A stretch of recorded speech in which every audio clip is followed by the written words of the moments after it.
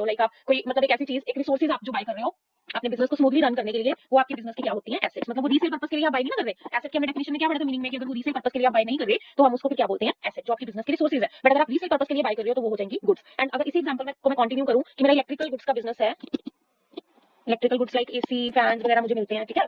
अगर मेरा इस चीज का बिजनेस है, वहां पे मैं एसी बाय कर रही हूँ, फैंस बाय कर रही हूँ, कूलर बाय कर रही हूँ, तो ये मेरे लिए गुड्स होंगे या एसेट्स होंगे। ऑन द अदर हैंड मैं फर्नीचर बाय कर रही हूँ।